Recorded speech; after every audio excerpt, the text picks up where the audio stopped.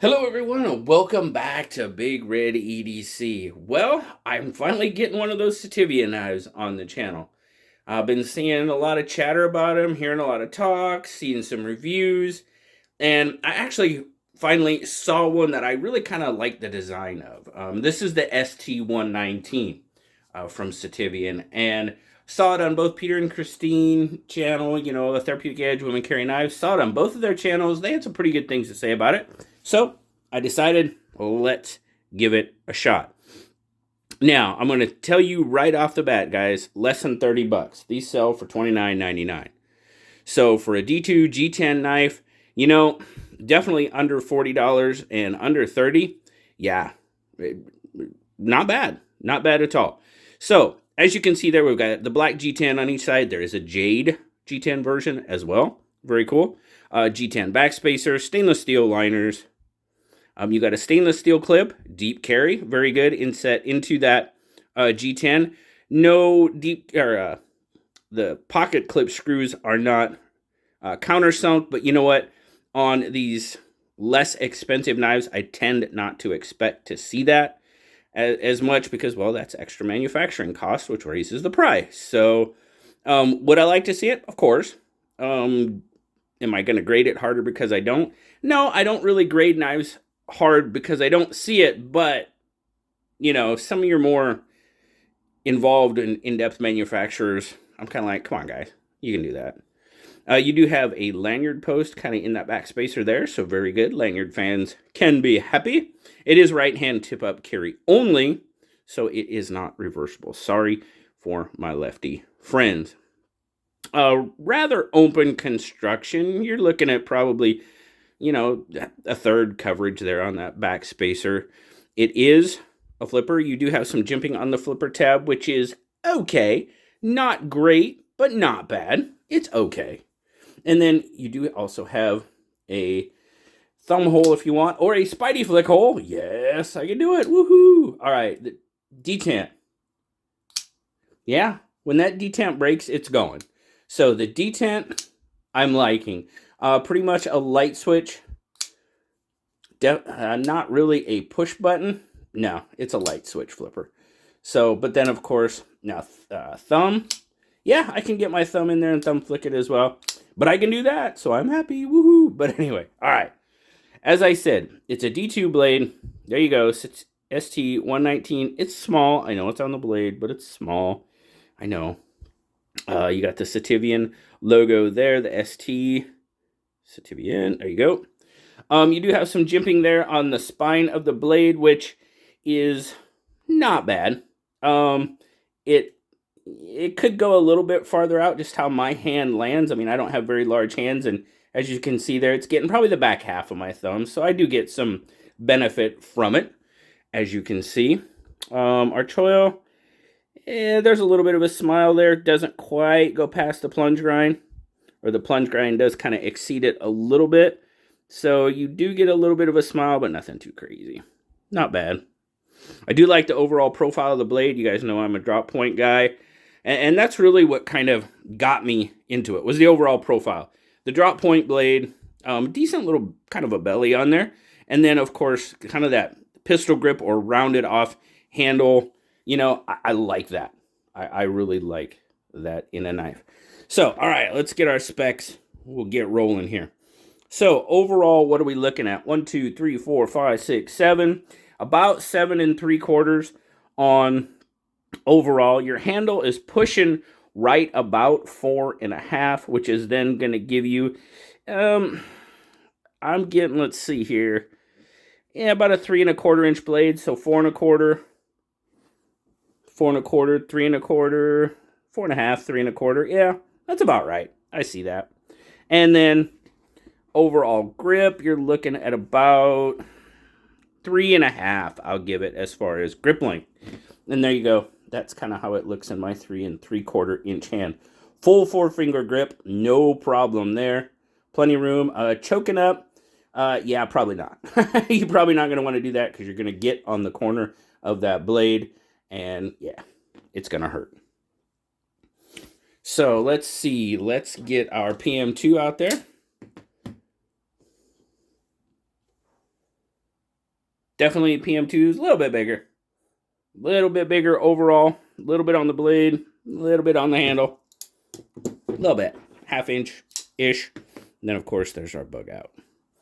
So, definitely bigger than the bug out by a good amount.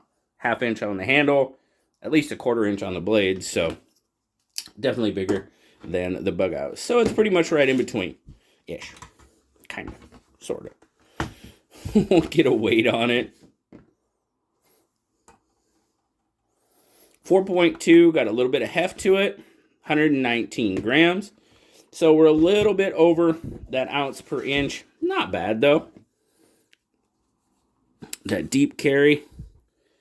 Yeah, that's pretty deep. That does all right. Kind of hides that in your pocket. I know that's not important to some people, but I kind of enjoy it. So some it is, some it isn't. So I like to point that out. Carries pretty well in the pocket. Probably the clip could probably be have a little bit more rigidity to it, but no issues. It held fine. And as you can see there, the pocket clip is kind of down in that groove in the G10. So that does kind of lend to assist. It kind of, pinches your pants in that groove. And yeah, no issues. No issues with the carry. So overall, what do I think? Well, you already know my first topic that I touched on. Price. For the price, it's not a bad knife. I can tell you that. It's not a bad knife overall. Let's start with action. Action, detent, pretty darn well done. Drops fairly well.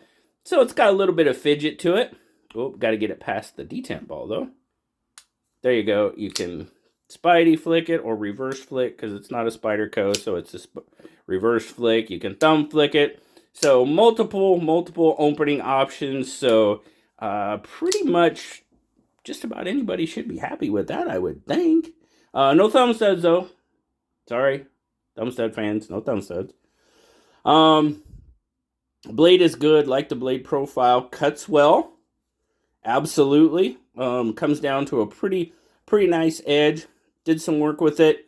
Not too bad at all. And it's, it starts out, your stock starts out at roughly about 2 millimeters. So you've got a nice full flat grind, pretty much full flat grind there. Yeah, up to the swedge. So we'll call it full. So it slices up pretty darn well, processes cardboard pretty good, and does a pretty darn good job on rope as well, which is always a good thing for me. Carry is good.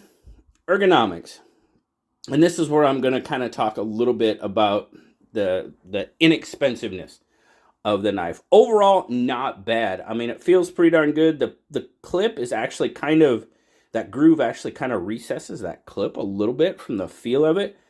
And I can't really feel, I can feel the clip, but it's not a hot spot. Let's just put it that way. And I don't really think it would be a hot spot for many people. That's, of course, just my opinion.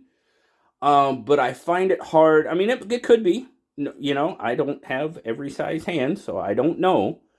But I really find it hard to just from the feel that I get, that it would really be an issue for many people, if that makes any sense. The one thing I will point out, and with these lesser expensive knives, for the most part, it's got a good fit and finish. But you can see right back here, this is not chamfered. And when you have it in grip, you can feel that it's not chamfered. It's not necessarily sharp. You've got a good chamfer here, but you do not there. It's pretty squared off. There again, that's extra milling, extra work in the production process, which could potentially raise the price of the knife. I don't know, but that makes it feel to me like a less expensive knife. You know what I mean? And I don't want to say cheap because that's not accurate. But it feels like a less expensive knife. So, because that attention hasn't been paid to it. Now, like I said, I wasn't going to hit it for the screws because, well, there's some companies out there that should be recessing their pocket clip screws that don't. So, that's, again, my opinion. You guys got to understand, reviews, a lot are based on opinion and how my hand reacts to this knife. And yeah, that's just, yeah. Anyway, I get some of the comments I get are just really, how can you say that? Because that's the way it is. I mean, I don't know what else to tell you. But anyway, overall, for the price, yeah, it is not a bad knife. Less than 30 bucks. You get D2, G10, and for, in my opinion, you know, that's pretty good. Under that $40 range for D2, G10 is where it should be. Under 30 bucks, man, that's kind of hard to argue with. In my opinion, once again. Like I said, you got the black, you got the G10, or you got the black and the jade G10. So a couple of different options. I got this off of Amazon. You can get them on Amazon. I know you can get them on AliExpress, but you guys know my feelings about that, so I'm not even going to talk about it. But I needed to tell you. Yeah, I got mine from Amazon. So $29.99, not a bad price at all. Really, overall, for what it is, you're getting a pretty decent knife. Just know it could potentially have, and even the G10. I don't know. There's just something about the G10 that it feels like, could be the milling, could be the pattern. I don't know. But it just kind of feels like a less expensive knife. Not a bad thing, just something I'm pointing out. So let me know down in the comments what y'all think. You know, I greatly appreciate y'all stopping by today. Thank you so very much. As always, like, subscribe, leave me that comment. You know I love talking to you. Till next time. I'll talk to y'all later, guys. Bye-bye.